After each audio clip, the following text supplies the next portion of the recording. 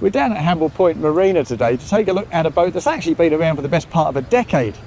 And if you take a look at it, you'll see that it still looks and feels very fresh, very modern.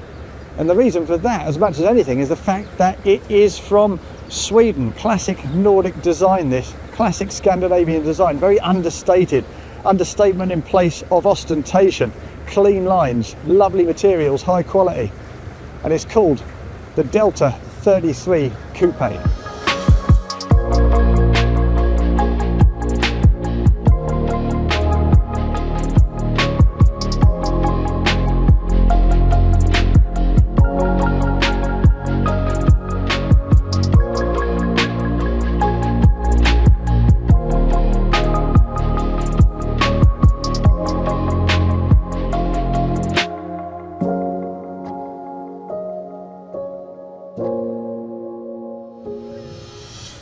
Now I think, first up, this is a really pretty boat. As I say, quite pared back and minimalist, very clean lines.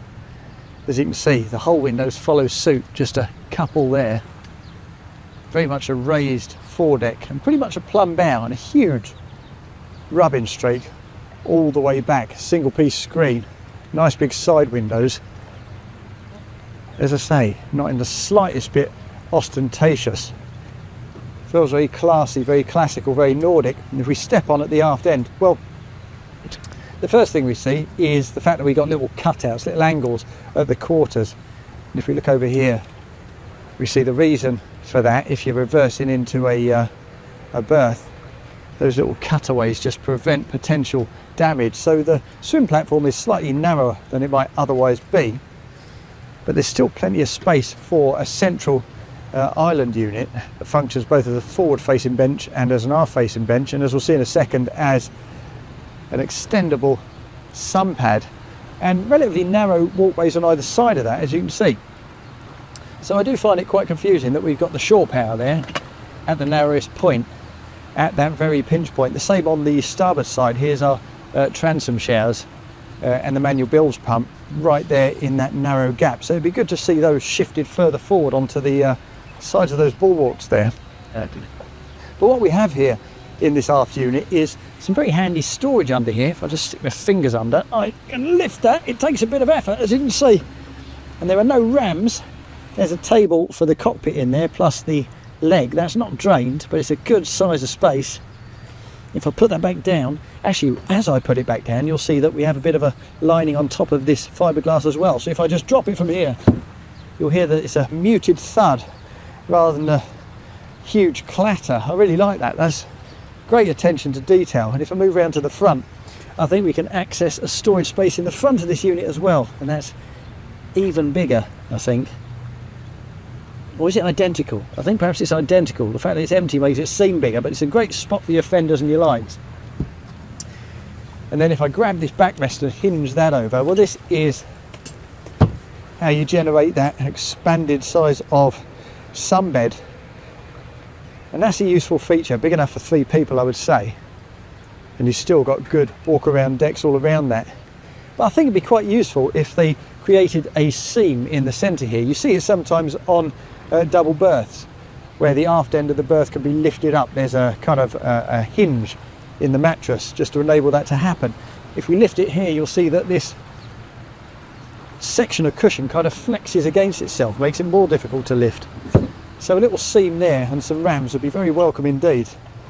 If we look further forward, we've got an additional bench module, big enough for 2 people, facing aft at the back end of that superstructure. Again, there's a bit more storage in there, plus a gas bottle, as you can see, because this particular model, if we peek inside, uses a little gas hob at this port galley. But of course, electric hobs are also an option. Should you want an electric hob, you'll have to spec an additional battery. And actually, the way they've rigged the batteries and the engines down here is quite interesting. We've got a decent size of engine bay, but it's very much full up because we have a twin rig of D4 320s. A single D6 440 is also an option. In that case, of course, you free up lots of space elsewhere for other things. But at the forward end of this engine bay, through a couple of hatches, we've got watertight spaces where the batteries are stowed, and also the diesel heating and the air conditioning unit, so that's really nicely done. There's additional space there should you want to invest in additional batteries for your hotel loads. And this is exactly what you think it is. If I pull apart these poppers, it's a joystick, nothing more than that, but that's all you need these days. You pop your hand on there, easy access to the side deck, a really good view all round, and access off the back end. And if you make our way up these 2 steps onto the starboard side deck, this is symmetrical, entirely symmetrical, so the port side deck is exactly the same width and shape as this. Well, as we do so, there's a good grabbing point on this relatively thick roof moulding that kind of juts out a touch into your path, and there's no peripheral grab rail, but once you get up these steps you immediately have a rail built into the roof structure, so that's very handy. And there are options. If you choose, though this test boat obviously doesn't have it, you can have a guardrail, a raised guardrail here on those gunnel tops, and it begins where this rooftop rail ends, so just about here, right the way round to the bow. And as for this foredeck, well, it's pretty featureless. This particular model has skyhook, that's what that's about, and we have an additional hatch here. And you'll notice that actually the fixtures and fittings, the trim, there's not a lot of plastic in evidence here, it's all stainless steel, which is lovely to see. It feels very high quality. No natural teak on this deck, this is flexi teak, and that's very nicely done. And up at the bow, well, more attractive stainless steel work, rather lovely cleats. And this right up in the forepeak, which is a very handy grabbing point, particularly if, like the Nordic people, you like to nose into a set of rocks and use a stern anchor. And as for the anchor, well, that, as you'd expect, is mounted right down there on the stem, which means that we have a little bit of access here to the chain locker, plus a couple of slots for your fenders, should you want to stow them in there. But let's take a walk aft, past that lovely one-piece screen, along this raised port side deck, and step into the saloon. As we do so, it's worth mentioning that actually this seat here can be spec'd as an icebox should you want it, and that's certainly quite a useful thing to help supplement the refrigeration facilities we have over here on the port side, because at the port side we've got a kind of angled galley, quite low profile, so the companionway remains open right down below to the forward cabin. And opposite that, on the starboard side, we have a dinette. And as you can see, that encompasses the helm bench as well. If we swing that over, you get a better sense of what it's all about. That, I'd say, is big enough to seat 5 people quite easily. And we also have a fold-out table. This is built from teak. We've got nice little cutouts. As I say, there's quite a sense of modernity to this boat. So square cutouts for your cup holders. If I pop underneath here, you'll see this drops down into the space, and there are little fiddles just here on either side, just to take the weight of these table leaves, because of course we don't have telescopic metal brackets to extend and take the weight, particularly if you intend to use this as a third double berth. It's also notable here that storage is really well catered for. If we look beneath this slightly raised section that houses the dinette, you'll see that there's a little cavity in there for your knickknacks. And if we open this up, well, again, they made great use of the space even on that angle. And the same on this aft section. Open that up, you see how much effort they put into making usable storage out of every inch of available space. We'll pop this back in and spin around to take a look at the galley itself. As we do so, it's worth noticing this. Now, this kind of curtain solution, I'm not a great fan of it, particularly on a boat like this that feels very modern and pared back and minimalist. Well, this feels like neck curtains at your grandma's house, the sort of thing that she'd have next to her plates and scent bottles and doilies. It just feels a bit fussy and old-fashioned, particularly on a boat like this, as I say. So it's good to know that the guys here are working on a solution to this, something more modern and in keeping with the rest of the boat. But in terms of the facilities we have here at the galley, well, we've got a 2-part sink. Further forward, we've got that 2-ring gas hob we talked about. As I say, an electric hob is certainly an option, and a little slot for, I don't really know what, it's relatively shallow, and it has to be because beneath that we've got access to the guest cabin. But further aft we've got a good size of fridge. Behind that, this is rather pleasant. Lots of real high quality joinery, dedicated places for your cutlery, your glasses, your cups, your saucers, everything else. Beautifully done. And actually it's worth noting that the joinery on this boat is done by one individual person. Each set of joinery jobs is done by one individual person, so they're accountable for it, so they take pride in it, and the results tend to be pretty good. We got a bin back here, as you can see, plus a fire extinguisher. And they tell me, even though there's not an ice maker here, should you want one, they reckon they'll be able to find the space to fit it. Now further forward, if we swing the dinette seat back over and expose the helm, there's a couple of extra little bits here that I quite like. Not least this little section down under your right arm. A little pull-out drawer for your anchor remote, and also on the dash top itself. If I lift this, you'll see we've got, again, another shallow storage space, but really huge. Plenty of capacity there to swallow up all those knickknacks that tend to just clatter around if you don't have sufficient storage spaces over there at the helm station. As for the compass, well, that's located bang on the centre line of the boat, so it'd be good to see that offset a little to starboard, just to bring it more closely into line with the eye of the skipper. As for the accommodation, well, that's access to port of the helm by means of this very elegant angled glass sliding door. It's tinted, it's very heavyweight, very nicely put together, and there's a little lining again here just to make things quieter and more comfortable whether you're underway or trying to go to sleep at night. And given the elevated forward mouldings of this boat, you'd expect some decent volume in here, and you absolutely get that. We'll have a look at the skipper's cabin in a second. I should say the owner's cabin rather than the skipper's cabin. What we'll do first is just take a look at this kind of central atrium with its two-man changing seat, decent windows, access to additional C-zone switching here, and additional C-zone equipment just behind this little panel, as you can see. And storage again is a real strength. Storage beneath the step, storage on the way down the steps, hanging storage of all things, and of course if we spin around and lift the lid to that changing seat, well, decent storage in there as well. As I say, absolutely no space at all is wasted on this boat. If we look aft, we've got the guest double beneath that saloon floor.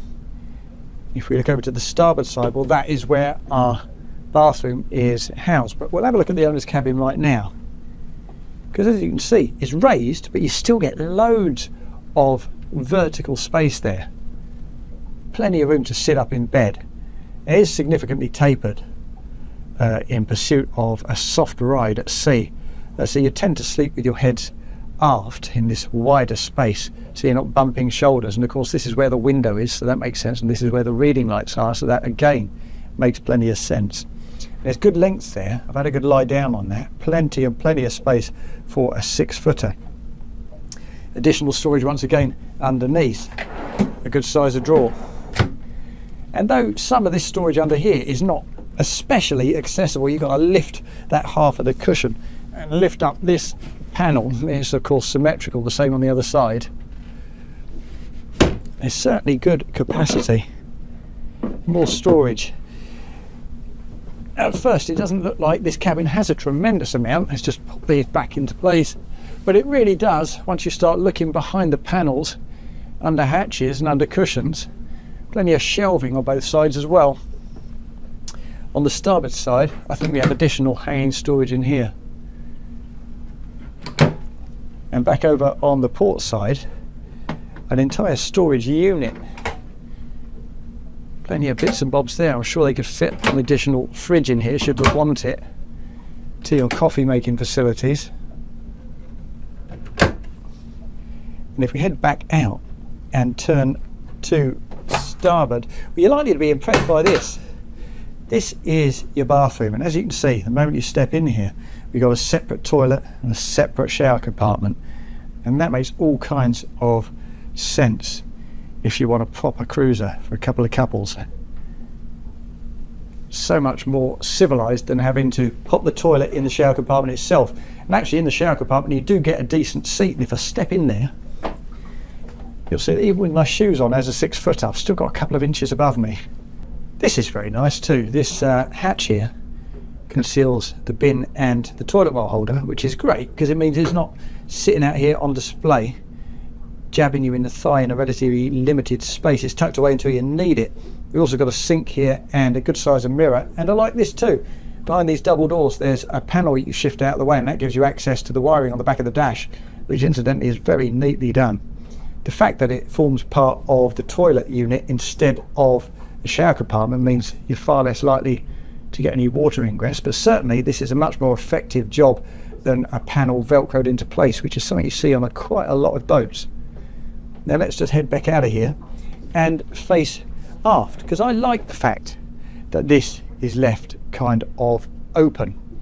It has the potential, of course, sitting beneath that saloon deck, to feel a little bit claustrophobic, but it really doesn't. And part of the reason for that, of course, is the fact that the head end sits above a slightly raised deck head here, and as I say, is open to this central atrium section with its additional light from that door and window. So let's pop in here and take a little look. The first thing you notice, of course, is the scale of the place. Let's just get this infill out of the way. This infill goes in the dinette up in that saloon for that occasional third berth. But this is pretty much king size bed. This really good size. More storage on that aft bulkhead, additional storage at the foot there,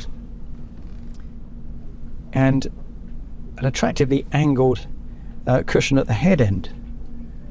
I like that a lot.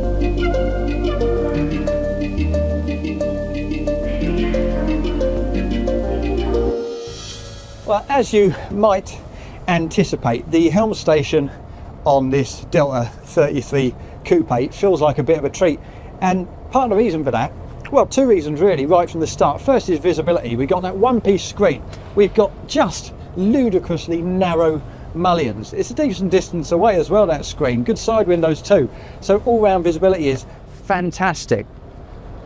It's also about the materials though. We've got this Alcantara on the dash top, extends right the way to the screen there. We got this stitched leather wheel.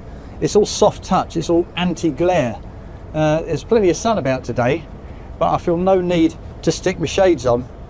And as for the arrangement of the dash, well, that is as kind of low profile and pared back as you'd expect of a kind of classical Nordic boat. We've got one main tier of the dash. I think we've got a pair of 16-inch plotters there. Really works the space pretty hard. It's very good. We got the throttles, we got that rather lovely Delta wheel, we got the joystick here, which is of course optional, and on the lower tier of the dash we got your zip weight controls just to the right hand side of the wheel, which in stark contrast to most boats these days is perfectly positioned. It's right there where I want it. I can see it without having to actually work for it, and it's not over on the left hand side. And the helm position itself slightly shunted over to the port side. So yeah, if you've got a co-pilot, you're going to kind of trap him in here if you're driving. But as a keen driver, it's quite nice to be in the centre of the boat, closer to the pivot point, and also with extra visibility by being distanced from these side windows. Now, in terms of what else we got a set of basic buttons here on the starboard side. Just all the vital stuff. In tandem with most modern builders now, a lot of the switching is digital, but we've got here the wiper switches, a quick wipe facility, which is very nice, your nav lights, your anchor light, your horn, and your sunroof open and close. And actually we're going to open it now because the weather's looking pretty good, and because I want to illustrate the fact that it's so huge it genuinely drenches this entire space in light. And also we've had to drive this boat this morning. It heels quite aggressively into a turn, so it certainly uprates your visibility if you're able to see through this huge aperture when you heel over. It's also quite handy that when I stand up, I mean, I've got decent elevation. You might argue the case for a slightly elevated platform down there for your feet, just to lift you another 6 inches so you can see the bow of the boat. Well, we can certainly see the horizon all round as a 6 footer, so it's quite handy. Good for communicating with people on the pontoon. What we really want to do is get her underway. And we'll do that right now. We got it on single lever. We got the tabs off, these zip weight controls. You can of course stick them on auto and they'll do their thing. But you'll find as we're running about here today, we got maybe a force 2, force 3 at most. The natural trim of this boat is very, very secure. So there's very little reason for you to actually operate these tabs. As we get underway nice and slow, we're doing 7 knots, 6-7 knots. Well, the first thing you notice with that plumb bow, the tracking is lovely. Really nice and secure in terms of directional stability. And what we have here is a pair of engines. There are options. You can have the twin D4 320s you got here today, or a single D6 440, and apparently they're quite similar in terms of their top end. 44 knots for this rig, about 42 for the single engine. And I guess for some people it'll be a benefit that if you go for that single engine, you free up a bit of space down there in the engine bay so you can have a seakeeper. It's a small boat to warrant that, you'd have to say, but increasingly people are putting them on compact boats, so that's quite a useful feature. If we get up to pace a little bit, we'll spin around actually and head back out towards the Solent, straight up and onto the plane and over to the starboard side we go. You can see that heel I was talking about already. You can also see how much grunt there is on tap, and we've executed that turn at about 30 knots and it's really secure, really stable. It's kind of a hands-off boat. Once you got the trim right, just trimming those legs out a little bit, it enjoys that. Once you got those tabs set, it's kind of a hands-off boat in that you can just relax whether you're doing a straight line or you're into a turn. She's so settled, really reassuring hull this. Visibility up on the bolster's good, but if I sit myself down, if I drop those tabs a touch, just to flatten her off and give us slightly more visibility forward. Well, that again is very comfortable. We got an adjustable wheel of course. But as I say, it's a beautiful day. I'll sit myself back up, take charge of this drive and actually have a bit of a play, because even though she's got the aesthetic of quite a sedate and gentlemanly Nordic launch, something along the lines of a Nimbus perhaps, well, as I say, do you want to play? She'll certainly do that. We're doing 36 knots now, spinning around. As you can see, that's the settled heel I'm talking about. There are no moments of concern at all. And that's in spite of the fact actually that she's a stepped hull. You never feel like she's going to trip out at all. Very composed. In terms of the fuel flow, well, if we settle back down a touch, not a lot, just a touch, well, the figures are really quite positive. And everything from 21 to about 32 knots, we're seeing about 2.1 litres per nautical mile, which means that from our 550 litre fuel tank with 20% in reserve, that's 440 litres, we're seeing a range of around about 210 miles, which is very generous indeed. And even the very top end towards 41, 42 knots, we're still only seeing around 2.6, 2.7 litres per nautical mile. So you've still got a range of around about 170 miles. But of course, if you don't feel the need for two engines, if you're happy to go with that single D6 440, well, they'll tell me that you can reduce that fuel flow at cruising speeds to around about 1.6 litres per nautical mile, which increases your range to about 275, 280 miles, and of course halves your annual maintenance bill at a stroke, and still delivers around about 42 knots. As I say, we've had this up to about 44, 44.5 knots today. So unless you particularly want that grunt and that power, it'd be well worth looking in to the single engine rig. But while we're talking about engines, one other thing to mention before we head in is the fact that this boat, like the open variant of the 33, is also available with outboard motors. And you know, given the power of the American market today, you'd absolutely expect that. You can apparently have anything from twin 300s up to twin 400s, which brings round about 55 knots into play. And though that seems fairly excessive for a 4-berth boat of this kind. I'd have to say, having had a drive of this boat this morning, I feel very confident that this hull can handle it.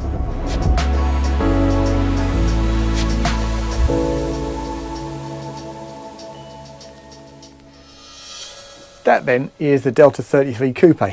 As I say, it's been around for 9 years or so, but it still has a tremendous amount to recommend it. In all honesty, as I've said, I don't like the curtains, I don't like the location of the shore power, and I don't like the difficulty of accessing the spaces beneath that aft sunbed. But that aside, this boat is absolutely ram full of quality. It's also a beautiful boat to drive, very high performance. You can make it even more so, of course, if you take advantage of the engine options. But more than anything, it's kind of a triumph of Nordic sophistication, of simple practicality and elegance over fuss and ostentation. So if you want a really classy Scandinavian cruiser around about the 36-foot mark, this is absolutely a boat that warrants a place on your shortlist. Now, whether you agree with that or not, we'd love to hear from you. Please do leave your comments in the section below. If you've enjoyed this video, hit the like button, and if you want to see more videos like this in the future, then please do subscribe to the Boat Yachting channel.